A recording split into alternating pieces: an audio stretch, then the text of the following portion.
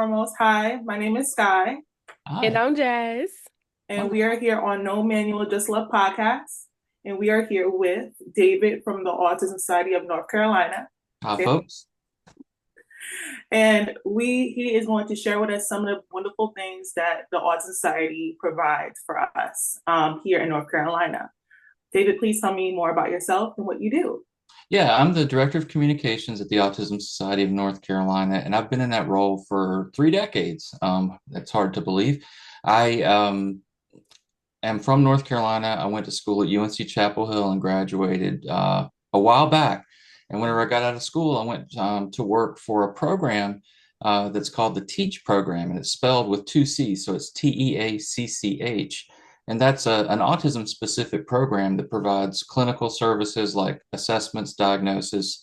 And my job with them was starting and opening a group home for adults that also was a working farm. So I went from college, getting a psychology degree, right into something that was related to my psychology degree, which I don't know if that was what I originally planned, but that's how it worked out. And I'm really glad that it did because it introduced me to this community of individuals and families that um, has been an extended family really for me my whole life. Folks that I worked with who were young adults then, they're still around, and their families. We've seen them grow as individuals. Get older as individuals. All of us kind of go through the ups and the downs of life, and still stay in contact. But that home, and again going back to that, it was 5 adults of various levels of abilities and needs that we were trying to figure out how can we open a home where people can live and work on independence. So I did that for about a year. Then I transitioned into a different job with that same program where I was helping to find jobs for adults. And when I say find jobs, at that time, not everybody was looking to hire folks with autism.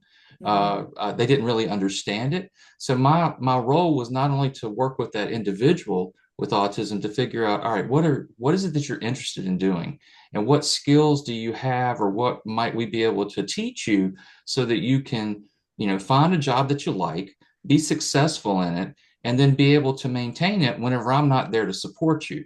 So it was something that was kind of funded through a program that used to be called vocational rehabilitation. So I spent about 4 years doing that, and placed several dozen folks in jobs. And actually, it was so long ago that I've had some of them contact me and say, "I'm retiring, and what are you doing? Still working?" So that's kind of a good thing. And then after that 5 years at the Teach program, this job came open, and it gave me the opportunity to take the work experience that I had working with the population into a role where I was talking to people across the state, trying to explain to them what is autism, and then what does this organization do to support those folks and their families, but then also what are the other autism programs and resources that are available around our state. And in the time that I've been at the Autism Society of North Carolina, the rates of prevalence for individuals with autism have really increased. We as an organization have expanded the things that we do to support individuals with autism and their families. And then there's just a lot more information that's come in that can help folks with autism and or their families. So I'm glad to have been able to be part of this community for as long as I have, and hope that the information that we've been able to organize and share and programs that we've expanded over the years have benefited some folks, because we're all in this together, and that's why we're talking about it today. So hope that helps. It does. And actually, that's the program or the company we went through to get testing for my son, the Teach program. That was something that was recommended by a teacher or a counselor at his school when he was in the first grade. So it's pretty cool that Yeah, you were it's working with it's one them. of those small world type things. North Carolina has a lot of resources that have been around for a long time, and the Teach program at UNC actually was founded and funded by the legislature because of the advocacy and the outreach and the lobbying that the parents who formed the Autism Society of North Carolina did back in the early 70s. Our organization was formed in February of 1970. It was incorporated as a nonprofit. And the parents and the professionals that helped form that organization, they were actually brought together because they were part of a research project at UNC that was being done to show or to prove that autism was a diagnosis. It was something that someone was born with. And at the time, the reason they wanted to prove that is because folks were saying autism is a result of how the moms were raising their children. They had a term called refrigerator mothers.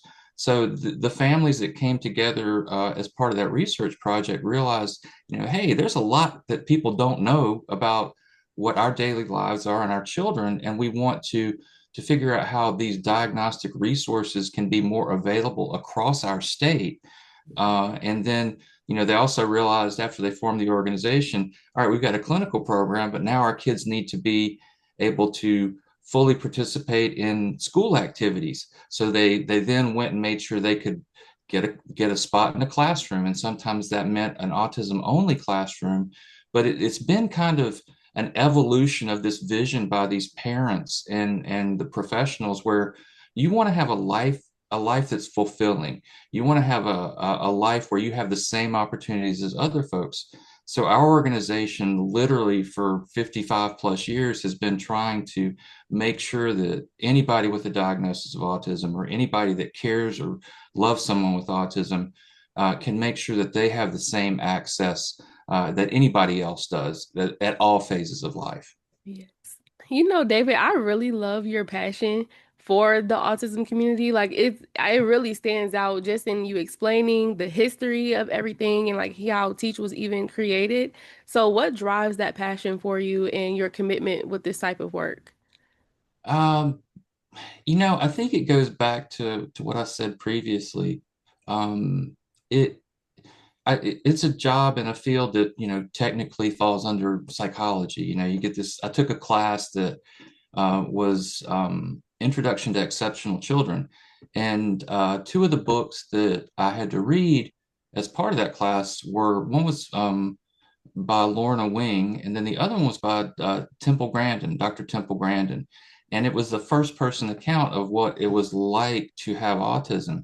And at the time, this is books. I'm taking a class, you read the books, you do the other stuff. But then another part of that class is going and working with kids in schools. You had to have an applied part of that. And I think, that's where I saw and kind of felt how serving or helping others is not a bad thing. And getting out of school and needing a job, there was a practical part of it too. But whenever I started doing the work, I mean, I liked the people that I worked with. The folks that were my managers, the people within the administration. I did not know at the time how lucky or fortunate that I was to be around people that were literally kind of rock stars in the autism world. Dr. Shopler, who helped do that research that proved that it wasn't mom's fault, we got to go to conferences together after I went to work for the Autism Society because at one point in time we had a bookstore, so we'd go sell books about autism because people couldn't always find books. So we decided to do a bookstore. And he and I were at this conference, and we had breakfast one morning, and there was this group of people that kept following us around. And I'm like, what is going on? This is strange because, I'm like, they're not here for me, but they were here from him because they had traveled from around the world to come to this conference to learn more about autism. And they had books that they bought from us that they wanted him to sign. And, Dr. Shopler was older at that point in time, but he just kind of laughed. He's like, yeah, I get that everywhere. I'm kind of a rock star. But it was really, they always took the time, whether it was working with the individual or working with the family or in talking to us as young folks trying to learn what we need to do to serve this community. They did a great job. And I just really didn't know how fortunate I was, but I think the influence and the way that we always viewed things as it's a parent and professional collaboration. And that's how we look at this at the Autism Society. Everything that we do, we're not just doing it because we think it's the right thing. We are talking to the individual with autism. We're talking with their families. We're talking with other folks, and we're trying to figure out how can we set these things up where we're doing the right thing or we're providing the right information so that you all as parents or other folks out there can have information so you can make the best decision for your situation. I mean, all of us are different, all of us are unique, and I guess part of it is that the work has been kind of like it's a puzzle.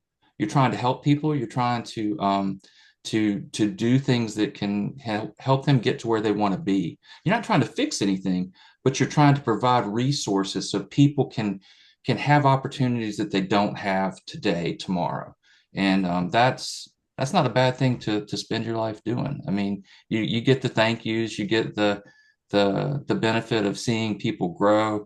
And it's also really nice to have other people that you have involved in your life for a long time, where you get to celebrate and you get to see people have success. So it's been fun. That's great. I'm so happy that you had this amazing experience and you're able to come here today and tell us about it. You did talk about a little bit more about the Autism Society of North Carolina and its history. Yeah. But what age ranges do you usually work with when it comes to the Autism Society? We cover all ages. We actually, we're a lifelong partner.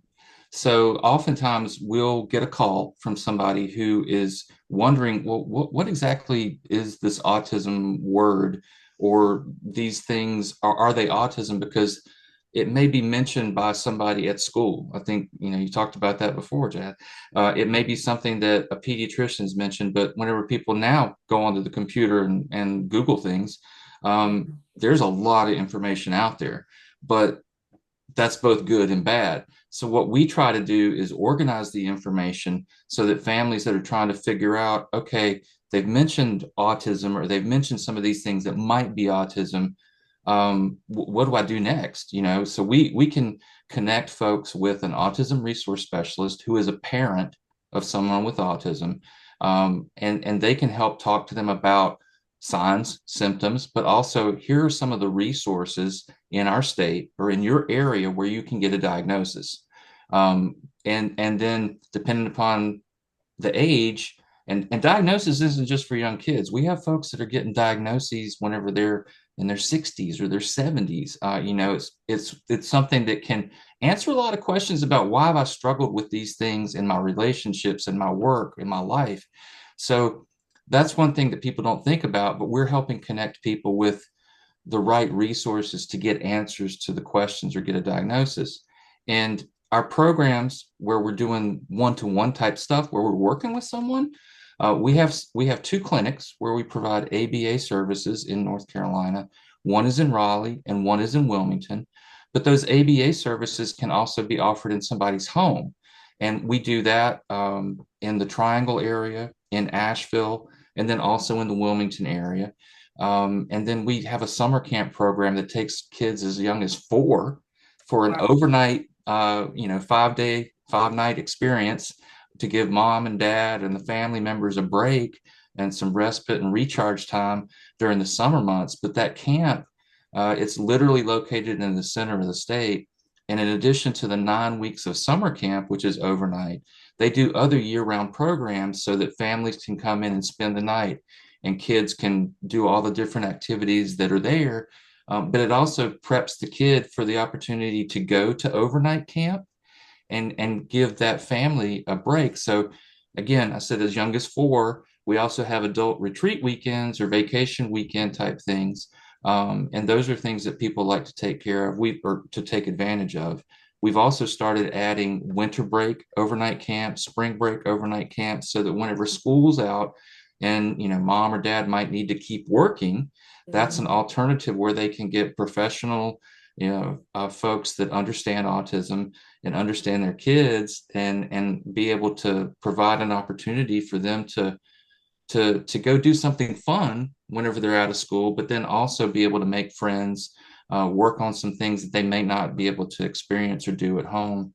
And then beyond camp and the ABA services, we have a lot of other one-to-one type things that we do for all ages. It just depends on what you need, what you're looking for. Right before I got on this call, I was talking to somebody who is like, I used to be a job coach. They were trying to get something fixed before they went to a job site today, where they're going to be helping somebody with their job and making sure that they can, get the skills that they need to keep that job going and make some money and be able to do what they want to do with their paycheck. That's amazing. Like you had me so at the retreat. Yeah. For the parents, like that sounds so relaxing. And so I do want to know what are some changes that you hope to see with the autism community? So, in particular, like within aid and support and advocacy, what are Yeah. some changes that you're hoping to see? Well, one of the things that we want to always do is connect folks with information. And one thing that I forgot to mention in what we were just talking about, because I always get caught up in the programs that we're offering, because I want people to know about that. Um, you know, Sharing with each other. I talked about how it's an extended family, and we've been able to see the successes and other things like that. Oftentimes, what people share is that they feel alone in this journey, and nobody's alone. That's why we're talking today, because we want people to know about some of these resources that are out there, and we connected because we shared some information, other stuff like that. In addition to all the things that we do, where we have staff that are assigned to help with this or that or whatever, there's a whole network of volunteers and local groups, local support groups, where parents can connect in their community, um, to share information, to celebrate, their kids and their loved ones, to have time to connect with other families that are going through some of the same things, or to just learn from each other. So we have a network of, I want to say right now, it's somewhere between 70 and 80 local support groups that are spread across North Carolina. We're covering about 85 out of the 100 counties, with active Wow. groups that meet for pizza, or meet for coffee, or they go bowling, or they meet at a splash pad, or somebody has a pool, so they have a pool party. We're trying to connect people all the time. And whenever we do those connections, going back to what you were saying, we're better able to share some of the information about the issues that are out there, from a policy standpoint, from a services standpoint. And really, the whole goal is just to help people understand more about any of the issues that are impacting their loved one, or if they're a person with autism. Sometimes the questions are, I need help with this. So Mhm. we're also connecting individuals with autism with each other, where they can share that information. And whenever we listen to what they're saying about what they need, that's really enlightening, because not only as a professional, it's kind of like, oh, wow, now I understand. But whenever a parent, or we can share that information, that personal perspective with parents, it gives them a little bit of an insight into what may be going on with their kid, but it also shows them the potential of what their kid can be. And I mentioned Temple Grandin earlier. Temple is somebody that I've had the opportunity to meet a few times, and she's had books written. She's written books, but she's also pretty famous for things outside the autism community too, because she's the world's foremost expert on how to design livestock processing facilities. So, you know, this is one of those things where you never know what autism means until you sit down and you talk about it with Mhm. families and with individuals. But there's just so much information out there that we can share with each other and connect people with, about autism itself. But then going beyond that, part of what our organization does is we're not only working with people and working with families, but we're also advocating for what their needs are and what they would like to see, from a standpoint of policy, additional programs, resources for schools, all the things that just go into somebody being able to have a really fulfilling life. And that's great. Now, what would you recommend for a parent who is just now getting diagnosed, for their child getting diagnosed for autism? What would be the first steps that you guys would particularly take? The first thing that I would suggest is connecting with our organization, so that you can talk with an autism resource specialist. They are going to be that well, they're also a parent, but also they've been there, they've been on the journey. There's about 20 women who are our autism resource specialists and triage team, and they are able to help uh, share information, but also give you what the next step can be. And also talk about what's available in your area and help connect you to other people that on a local level can support you. You know, they're going to be that person that is your first point of contact, but they're going to connect you to a whole world of additional resources that can be other sources of support. And that's really important. Again, don't try to go it alone if you don't have to. People have to make their own decisions, but really talking to somebody else and hearing other perspectives, that can be invaluable whenever there's so many things that you're not sure about. Yeah, I agree. I like that the fact that they're parents as well. It kind of gives you some like comfort or whatever to know that you're speaking to someone that has some experience and not just they learn some of these things from just reading a book or whatever. So I really like that part. Yeah, and they Now, also do continuing education throughout the year, and whenever there's new stuff that's coming up about policies or whatever, they go above and beyond to learn as much as they can, and then they pass it along to each other. that's needed because there's Great. so much information out there. So, just to have somebody that can help guide you because I am definitely the parent who, after the diagnosis, was like, okay, now what? And sometimes I'm still like, now what? Yeah, And so just having someone that could kind of guide you that's a little bit more experienced and educated in the field, it really brings me some comfort. yeah. Well, Um, and if they can't mhm. if they can't help you, they're going to say, I don't know anything about that, but here's somebody that does, because that's the part of it. They know whenever they don't know the answer, but they're going to point you to somebody that can help. Yeah. Okay, so now with everything going on with political climate right now and financial changes with nonprofits and things like that, how is the Autism Society of North Carolina sustaining those programs and operations and everything?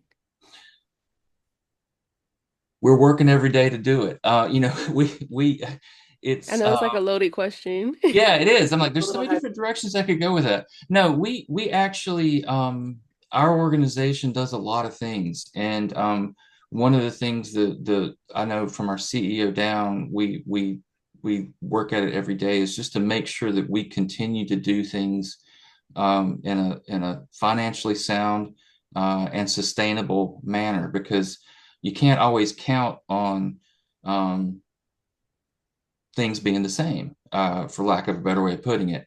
And like you said, there's been a lot of things that have been thrown out recently about potential changes, and things that could be cut, government services or other things like that. So we we are actively involved and engaged not only with members of the North Carolina General Assembly, and we've been doing that since the beginning of our organization.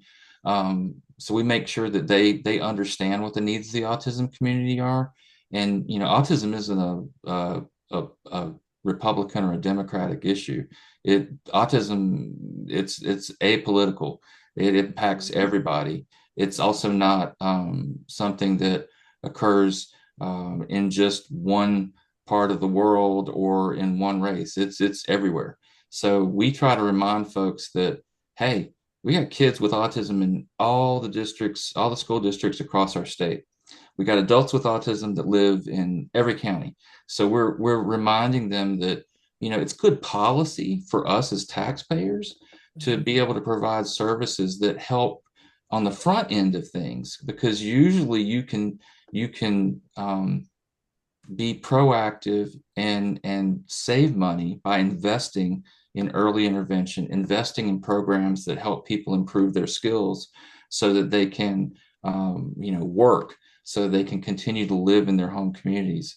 So that's a message that we're sharing with legislators, and we're having those conversations, but also we work with the different parts of the state, like the Department of Health and Human Services, what used to be vocational rehabilitation and other programs, to make sure that they also understand how how the autism community needs their services, but also whenever they're thinking about providing services for autism, you can't just say it's a cookie cutter approach because everybody is an individual.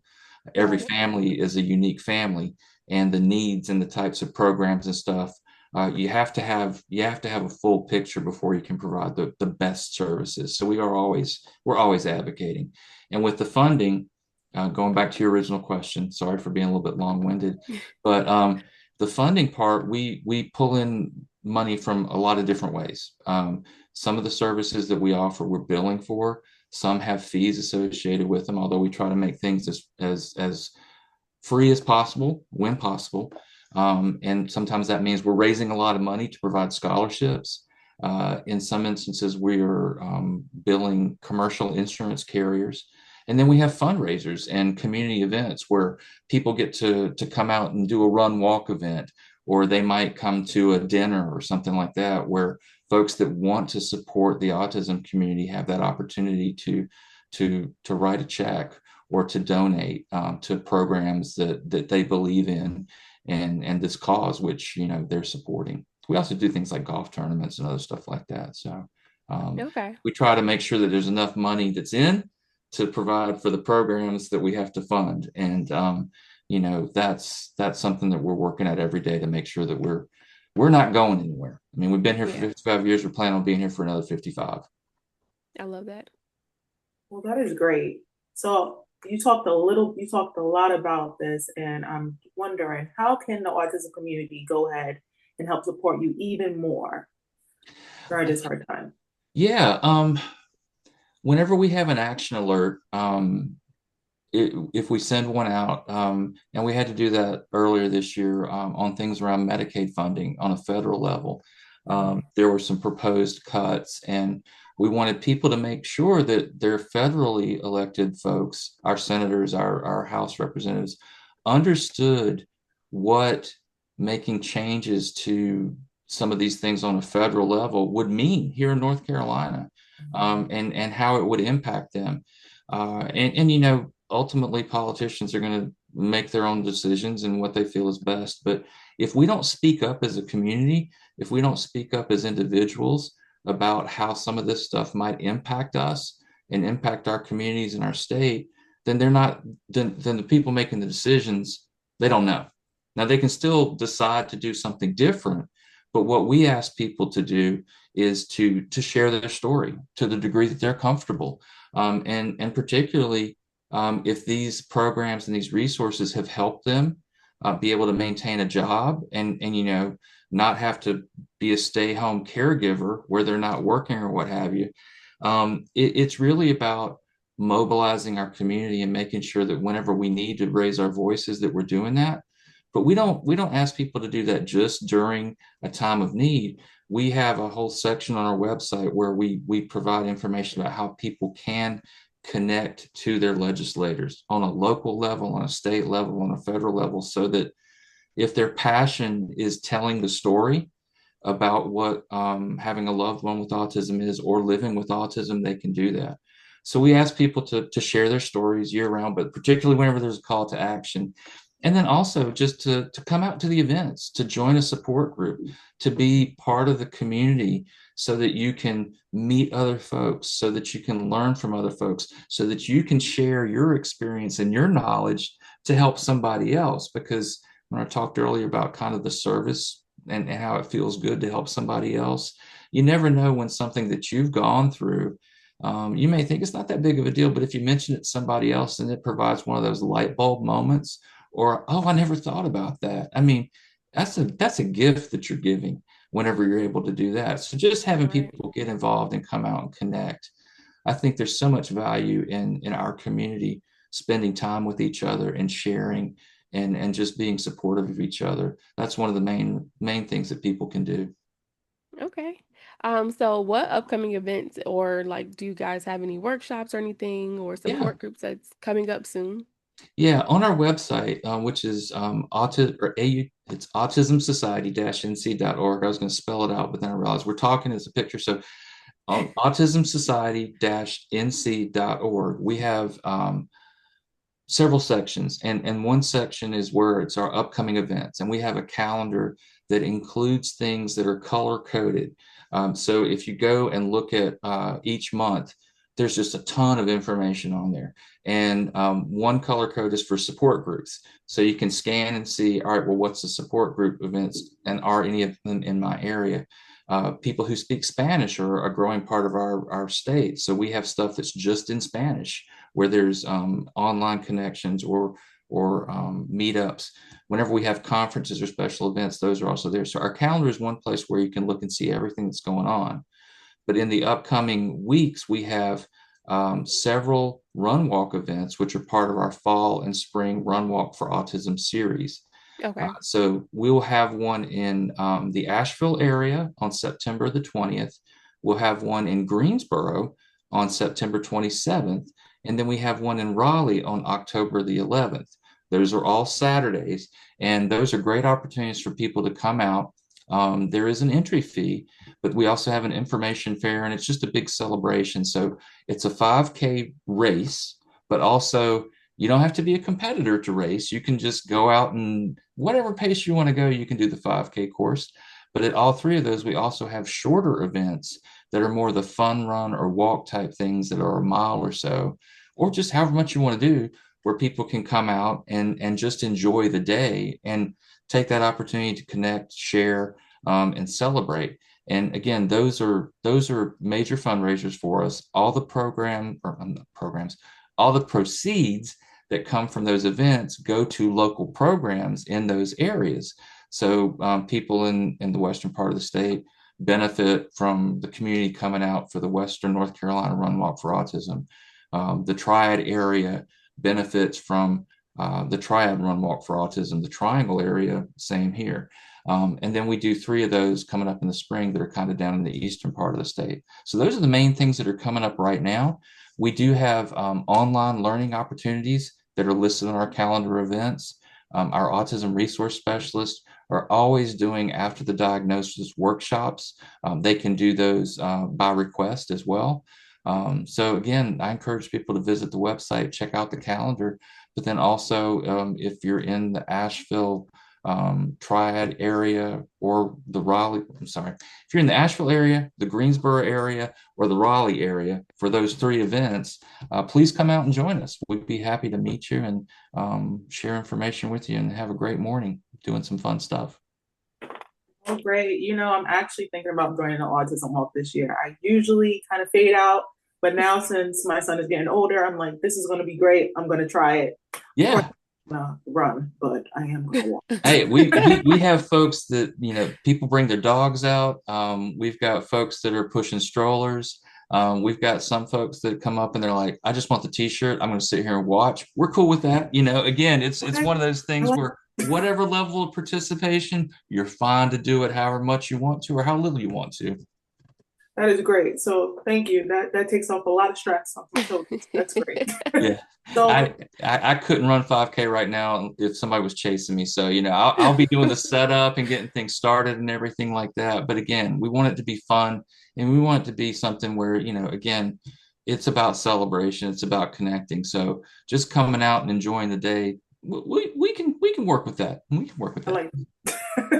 So if anybody wants to get in contact with you, what is the best way of communication?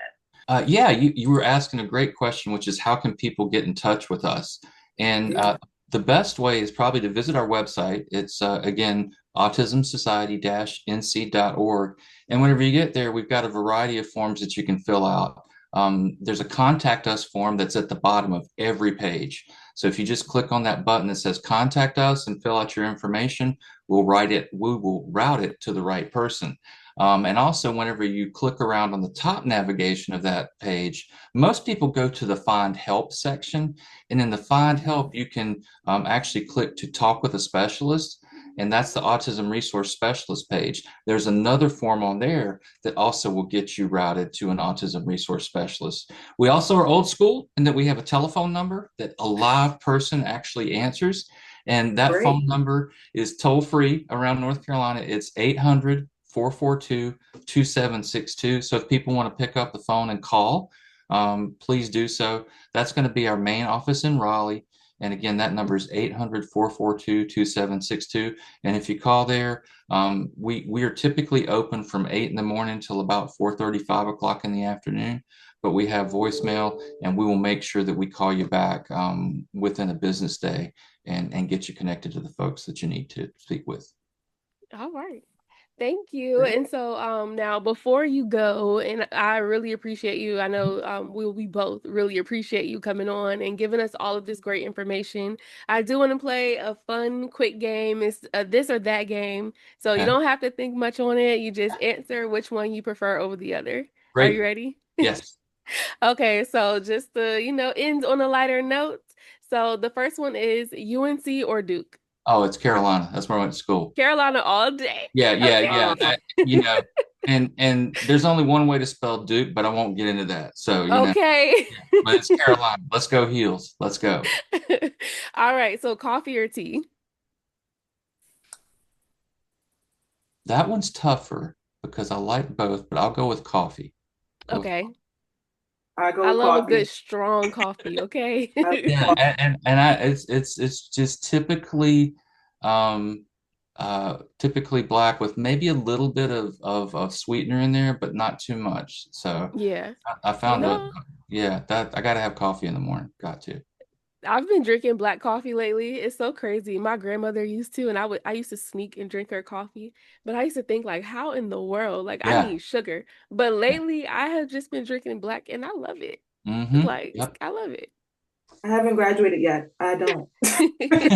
I need the creamer. I need the creamer. It helps a lot. Yes. Yeah. Okay. I'm not mad at it.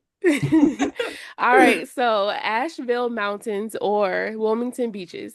I'm a mountains person. I grew up in the kind of what they call the foothills, Hmm. and always had terrain or mountains in the background, and that's one of the things that for me, I had that is where I grew up. But my mother's family is actually from Wilmington, so I got to Oh, visit Wilmington, Oh, and had other family in the eastern part of the state. But I like to have terrain in the yeah. background. Whenever it's all flat, that doesn't really work well for me. Yeah. Okay. All right. So sweet tea or cheer wine? Sweet tea, sweet tea. Okay. yeah, Yeah, yeah. Bojangles specifically. Bojangles sweet tea is really Okay. really good. Yes. When I moved here, and I got a chance to drink the Bojangles tea, Hmm. it's so good. It's addictive. Like Hmm. Yeah, it's just like the perfect amount of sweet. It's not too sweet, but it's just I don't know what they do. I need the recipe. yeah. There's Like other I need to ones know that are exactly what they do. yeah. There's other good ones out there, but Bojangles is solid. Yeah. It's the same pretty Inconsistent. every place. Yep. Yep. Yeah. All Uh, right. Oh, the go half, ahead. I'm sorry. sorry, go ahead. No, you were answering that question. No, I just like the half and half. The sweet, Oh, Mm. half and half. Yes. but I Ooh, like the half and half. might have to Yeah, try I that. like a half and half too. Yeah. Okay. Okay. Or what is Chick-fil-A calls it a Sunjoy? Yeah. Yes, I love it. Yep. Yep. Yes, they are really good. Even with the new flavors that they come out with, and adding it to the sweet tea, Yep. it's really I'll have to good. try that. Try that. Yeah, I need a Chick-fil-A stop sometime soon. All right, so last one. Do you prefer to do podcast interviews or TV interviews? Wow.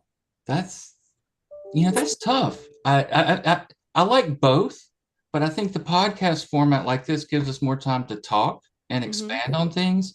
And TV interviews, I've done some where it's like a half an hour show, which you can cover more ground.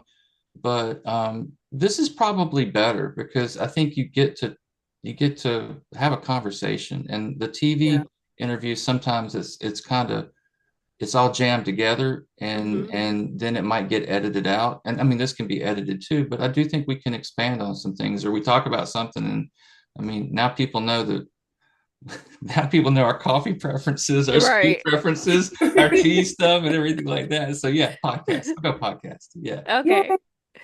Oh, well, that was the last question for the game. Thank Oh, you awesome, so much. awesome. Thank Yeah, you. I Thank really you. appreciate it. I'm gonna have to copy that game with some other folks because I think that's a great way of learning a little bit more about people. And Right? um, you know, also you get to find out about different different styles of coffee, different ways that people prepare it. I mean, if we want to go down that path in a future episode, I can talk about. I've gone from the pods to the ground to the drip to the pour over and everything like that too. Educate me, please. I need every form of coffee. Okay, all right, let's do it. Let's do it. Let's talk about it. I this morning it was a pod because I was kind of in a hurry, and I just dropped the K cup in there. But that's not the same as whenever heat up the stuff on the stove, the water, and it gets to where it's boiling, and then you pour it over the grounds, and it's just because if you pour it, you can actually see it kind of doing its thing. Yeah. And I mean, I don't know, it's kind of like a meditation, for lack of a better way of putting it. It's part of my morning routine because I like it whenever you can get the little patterns in the coffee on the top. One in the cups, the mug. Yeah, exactly. I've tried. So it's, I don't take pictures of it yet, but I'm just saying there's different, depending upon how you grind it too, or if you grind it yourself, or if you buy it where it's, more coarsely ground or what have you. But yeah, there's all different ways to do it. And my wife even does this cold brew stuff where it's in the fridge, and I don't know. I haven't really tried it, but I'm also a little bit scared of it because coffee's supposed to be warm. But yeah, we can. Okay. No, we can drill down on this. I'll take pictures and send them to y'all. Yes. No, please do. Please do. Next time I'll teach you all about the cold brew because I'm okay. Ice yeah, coffee. because it kind of, I'm just like, I don't know about this. I mean, again, I don't understand it, but I also haven't admittedly tried it enough. So yeah, please teach me. I will. Well, thank you so much. Go ahead, Jazz. I'm sorry. I'm sorry. No, you can go ahead, Sky. I said enough.